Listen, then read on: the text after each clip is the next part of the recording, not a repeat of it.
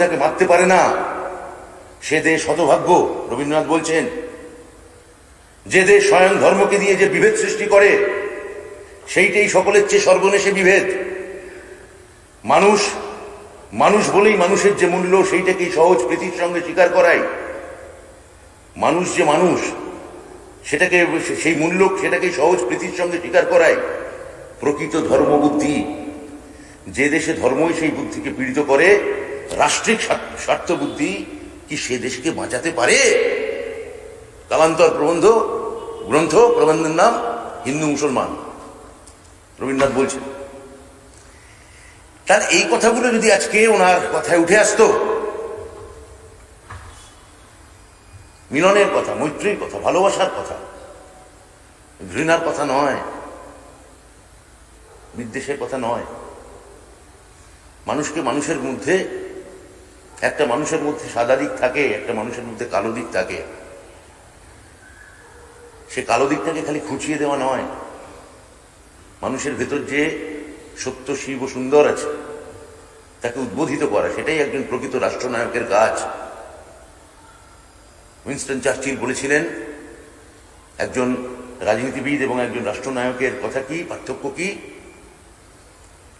কোথায় একজন সাধারণ রাজনীতিবিদ থেকে একজন রাষ্ট্রনায়ক আলাদা হয়ে যায়? বলেছিলেন যে একজন এমনি পলিটিশিয়ান, এই আমাদের মতো অ্যাভারেজ পলিটিশিয়ান, তারা কেবলমাত্র পরের ইলেকশন নিয়ে ভাবে, পরের নির্বাচন নিয়ে ভাবে। আর একজন প্রকৃত রাষ্ট্রনায়ক পরের প্রজন্ম নিয়ে ভাবেন। আজকে এই যে দুয়ারে সরকার, এই যে 1 কোটি বেশি মানুষের কাছে পৌঁছে গেছে, 1,42,00,000 মানুষ, এই পরিকল্পনা যিনি নিয়েছেন, যিনি পৌঁছে দিতে চাইছেন, বাংলার মানুষ বিচার করবেন। তিনি কি বিভেদের রাজনীতি করলেন 10 বছর ধরে? তিনি কি মানুষকে দূরে সরিয়ে দেওয়ার রাজনীতি করলেন? তিনি মানুষে মানুষে বিভেদ তৈরি করার রাজনীতি করলেন না, সমস্ত মানুষকে নিয়ে চলার চেষ্টা করলেন।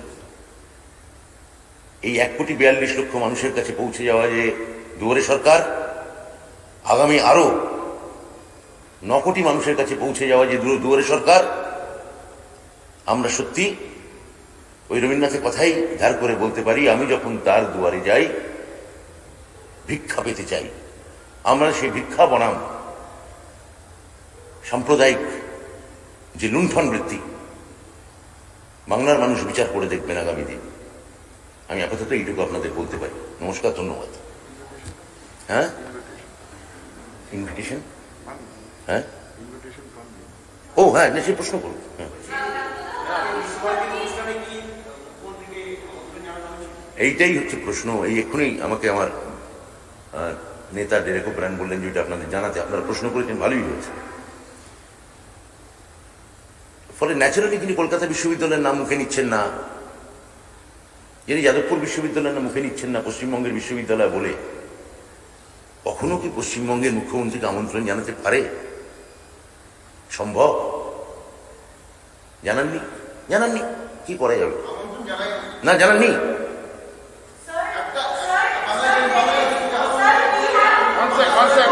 Please, one by one. দুজনে মিলে কথা বললে আমি কি করে উত্তর দেবো?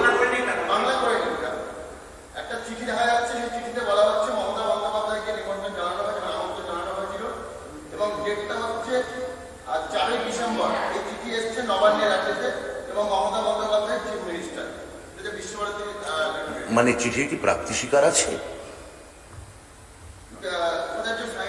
কার সাইন আছে? উপাচার্য তো, মানে উপাচার্য নিজেকেই চিঠি দিয়ে প্রাপ্তি স্বীকার করছেন কি? উপাচার্য তার মানে নিজেকেই চিঠি দিচ্ছেন, নিজেকেই ভাবছেন মুখ্যমন্ত্রী, তারপর সে প্রাপ্তি স্বীকার করে দিচ্ছেন। উপাচার্য সাইন নিয়ে কি করব? পশ্চিমবঙ্গ সরকারের প্রাপ্তি স্বীকার চিঠি দেখান please.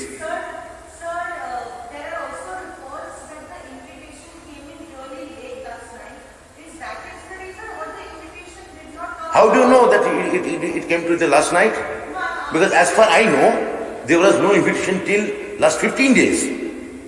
Maybe it came in the last night, but still I don't know that. But it's a decorum that if you invite somebody in your house, to invite him in the last night, is it a decorum? Is it a protocol? She is the Chief Minister of Bengal. You can't insult her in this way.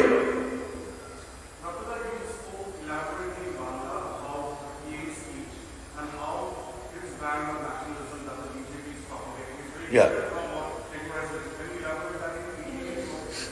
What I tell you in English, this is a huge. No. How should I quote which I quoted from his writing? Huh? I will tell you later in differently. I think on not this PC.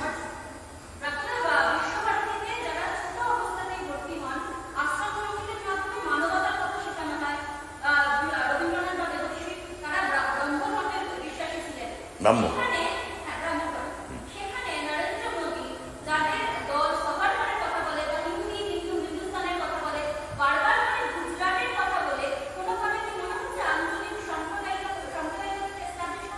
আমি তো শুরুতেই সেটা আপনাকে বললাম, ওনার মুখে বারবার গুজরাট কেন এলো আমি এটা বুঝতে পারলাম না। বিশ্বকবিকে নিয়ে গুজরাটের কথার সঙ্গে যোগাযোগের কথা সত্যিই যোগাযোগ ছিল। আমরা যেমন, এবং আমাদের সঙ্গে বাঙালির সঙ্গে গুজরাটের সম্পর্ক কিন্তু বহুদিনের। বাঙালি সাহিত্যিকরা গেছেন, রবীন্দ্রনাথ ওখানে বসে ক্ষুদিত পাষাণ লিখেছেন। উনি একটা এমন কাছে গানও ভুল কোট করেছেন, সেটা আমি নিয়ে কিছু বলছি না। ওরে গৃহবাসী হলদার ওর বিখ্যাত গান, সেটা হয়তো উচ্চারণ ভুল হতে পারে। আমি সেই নিয়ে আমি কোনো কিছু মানে কথা বলতে চাই না। এর আগেও চোলাই বলে কি একটা মানে হয়তো কোনো একটা দেশজ কাল অনুষঙ্গের কথা উনি আমাদের মনে করিয়ে দিতে চেয়েছিলেন। আমি সেদিকেও যাব না। কিন্তু এই যে আপনি এই যে আঞ্চলিক যে সাম্প্রদায়িক কথার কথা বললেন, তার সব থেকে বড় নমুনা দেখবেন আজকে বারবার উনি ক্ষুদিরাম দাস, প্রফুল্ল চাকি, প্রীতিলতা ওয়েদাদার এদের কথা বলেছেন। হয়তো ওনার মনে নেই বিনয় বাদল, দীনেশ, অনেকে আছেন, এদের সশ্রদ্ধ স্মরণ করেছেন। ওনাকে অনুগ্রহ করে জিজ্ঞেস করবেন, এদের একজনের নামে তো আন্দামান সেলুলার জেলটা হতে পারত। 5 বার ব্রিটিশের কাছে মুচলেখা দিয়েছেন বিনায়ক দামোদর সাভারকার, তারপর তিনি বীর, তারপর তার নামে আন্দামান সেলুলার জেল হয়। আর যে হাসতে হাসতে ফাঁসির দড়িতে জীবনের জয়গান যারা গেয়ে গেল, সেই ক্ষুদিরাম দাস থেকে শুরু করে ওই সেলুলার জেলে রাত কাটানোর বছরের পর বছর পচে মরা উল্লাসকর দত্ত, হেমচন্দ্র কানুঙ্গ, বারিন ঘোষ, উপেন্দ্রনাথ বন্দ্যোপাধ্যায়, ইন্দুভূষণ রায়, এদের কথা একবারও মনে এলো না? ইন্দুভূষণ রায় ওই জেলে টর্চার সহ্য করতে না পেরে গলায় দড়ি দিয়েছিলেন, গলায় দড়ি। আর পাশের ছেলে বসে তখন বিনায়ক দামোদর সাভারকার ইংরেজদের কাছে ছাড়া পাওয়ার মুচলেখা দিচ্ছেন যে আমি আর কখনো ইংরেজ বিরোধী কোনো সাম্রাজ্যবাদ বিরোধী কোনো আন্দোলনে আমি থাকবো না, আমি কোনো দেশ স্বাধীনতা যুদ্ধের আন্দোলনে থাকবো না। তার নামে আন্দামান সেলুলার জেল। তার অভিনব ভারত অসাধারণ বই, আমি বলছি অসাধারণ বই অভিনব ভারত। কিন্তু সে তো আগে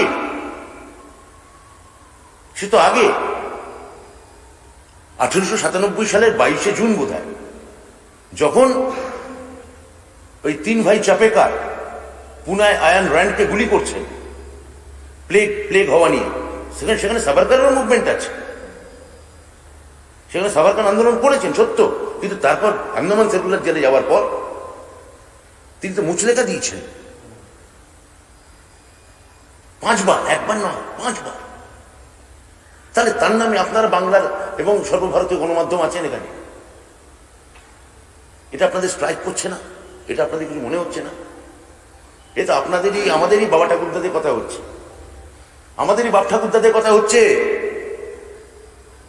তা তাকে অপমান করছে তো, সেটা কিছু মনে হচ্ছে না আপনাদের? এইটুকুই বলতে পারি।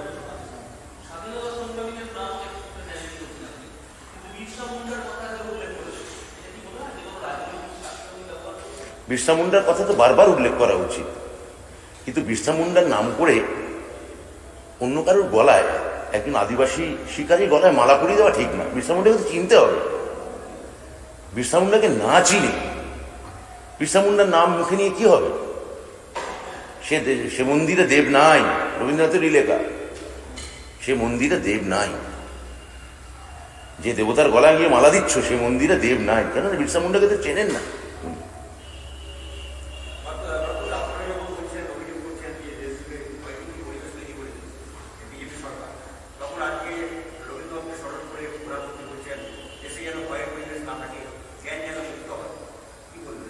আমি সেটাই তো বললাম যে রবীন্দ্রনাথকে না চিনে, রবীন্দ্রনাথের মূল কথাকে আত্মস্থ না করে, রবীন্দ্রনাথকে দিয়ে যদি নিয়ে না একদম না বুঝে বাইরে থেকে পরিযায়ী এই রাজনীতিবিদ যারা আসছেন, এসে এখানে আমাদের বাঙালি রাজনীতিবিদদের অপমান করছেন। হ্যাঁ, আমি গতকাল আমি বলেছি তো যে আপনি কি পারবেন? এতবার তো তামিলনাড়ুতে যাচ্ছেন, সম্মানীয় আমাদের মুখ্যমন্ত্রী হ্যাঁ স্টালিনকে করুণানিধিকা পো বলতে পারবেন? আপনি কোনোদিন কার্তি চিদম্বরম কা পো বলেছেন? আপনি কি কোনোদিন জগনকে, সম্মানীয় মুখ্যমন্ত্রী হ্যাঁ অন্ধ্রপ্রদেশ, তাকে রাজশেখর কা পো বলে সম্বোধন করতে পারবেন? ওই রাজ্যে গিয়ে পারবেন? উত্তরপ্রদেশে গিয়ে বলতে সম্মানীয় অখিলেশ যাদব সম্পর্কে বলতে মুলায়ম কা পো পারবেন বলতে? বাংলা বলে যা খুশি বলবেন। মমতা বন্দ্যোপাধ্যায় গরিবদের রাজনীতি করেন বলে, মমতা বন্দ্যোপাধ্যায় নিম্নবর্গের পক্ষে আছেন বলে, মমতা বন্দ্যোপাধ্যায় দলিতদের পক্ষে আছেন বলে, মমতা বন্দ্যোপাধ্যায় মতুয়াদের পক্ষে আছেন বলে, মুসলমানদের পক্ষে আছেন বলে, নমশূদ্রদের পক্ষে আছেন বলে বলে দিচ্ছেন ভাইপো ভাইপো। রাহুল গান্ধী সম্পর্কে কখনো বলতে পারবেন? রাহুল গান্ধীকে সম্মান করে ডাকেন শাহজাদা, ব্যঙ্গ করলেও বড় জোর বলেন শাহজাদা। কোনোদিন বলতে পারবেন রাজীব কাপু? বলতে পারবেন? বাংলায় শুধু বলে দিচ্ছেন, যা পারছেন তাই বলছেন। হ্যাঁ পারবেন? একজন একটি ছেলেকে এইভাবে অপমান করে কি হবে ভাই? সে ব্যাট নিয়ে মারতে যায়নি সরকারি লোককে, এইটা তো তার অপরাধ। ব্যাট নিয়ে যদি সরকারি লোককে মারতে যেত, সে বড় রাজনীতিবিদ হয়ে যেত, তাই না? সম্মানীয় রাজনীতিবিদ হয়ে যেত না? হতো তো। হ্যাঁ বলুন, কি বলছিলেন?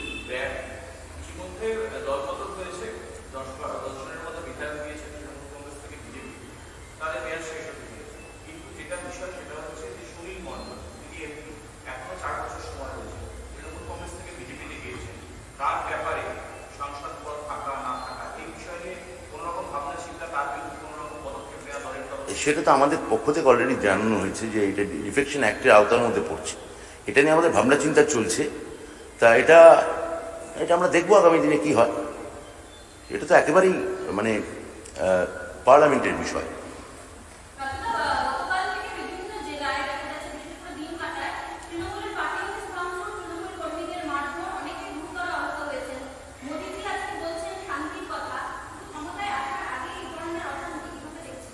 রাজ্যে তো এখন ওরা হন্যে হয়ে লাশ খুঁজে বেড়াচ্ছে। রাজ্যে বিজেপি শুধু কাজ হচ্ছে এখন লাশ খুঁজে বেড়ানো। যেহেতু 10 বছরে মমতা বন্দ্যোপাধ্যায়ের ক্ষেত্রে একটা গণহত্যা দেখাতে পারেনি, নন্দীগ্রামের মতো জেনোসাইড দেখাতে পারেনি, গুজরাটের মতো দলিত আদিবাসী মেয়েকে ধর্ষণ এবং হত্যা দেখাতে পারেনি, হাতরাসের মতো। ফলে যেখানে পাচ্ছে লাশ খুঁজে বেড়াচ্ছে। লাশ কই, লাশ কই, বুঝতেই পারছেন, উল্টে দিলে কৈলাস কৈলাস কৈলাস করে বেড়াচ্ছে। হ্যাঁ বলুন।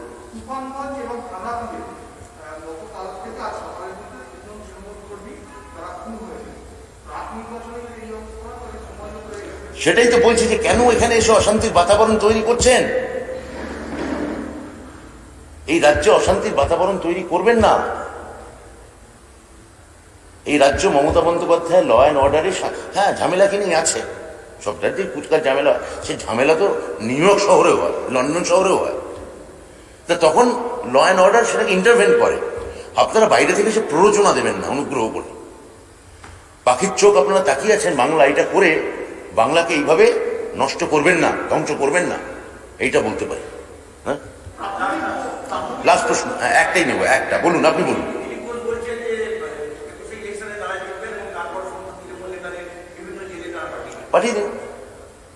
পাঠিয়ে দেবেন। তিনি প্রথম থেকে যদি বলেন যে বদলা নেব, মাথায় টিপ করে গুলি করব, কুকুরের মতো এনকাউন্টার করব, বারবার এনকাউন্টার শব্দটা ওনার উত্তরপ্রদেশের রাজনীতিতে যেটা একদম মানে একদম লক্ষ রোজ ব্যবহার করা, এনকাউন্টার এনকাউন্টার, সেটা পশ্চিমবঙ্গে ওরা বারবার বলছেন।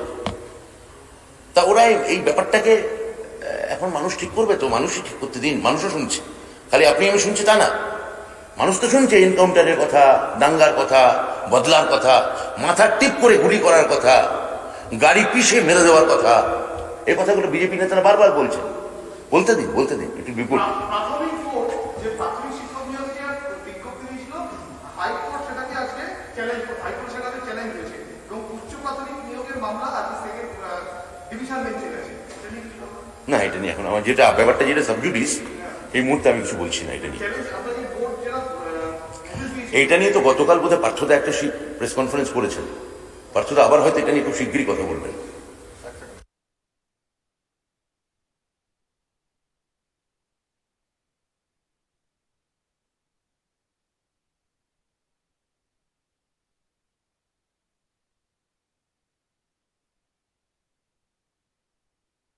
দিয়ে আজকে পশ্চিমবাংলা চাইছে শান্তি, রাজনীতির নামে মৃত্যুর মিছিলের অবসান হোক। তাই বাংলার বুকে দাঁড়িয়ে আজকে গণতন্ত্র বাঁচাও এই সভা করতে হচ্ছে। একের পর এক বিজেপি কর্মী খুন হচ্ছেন, সাধারণ মানুষ মারা যাচ্ছেন। অতি সম্প্রতি আমি দিল্লি গেছিলাম, আমার সাথে রাজ্যের 2 সাধারণ সম্পাদক ছিল। আমি নির্বাচন কমিশনের সাথে দেখা করে বিগত পঞ্চায়েত নির্বাচনে, আপনারা বলুন, আমাদের মধ্যপ্রদেশে ভারতীয় জনতা পার্টি হেরে গেছে, রাজস্থানে ভারতীয় জনতা পার্টি হেরে গেছে,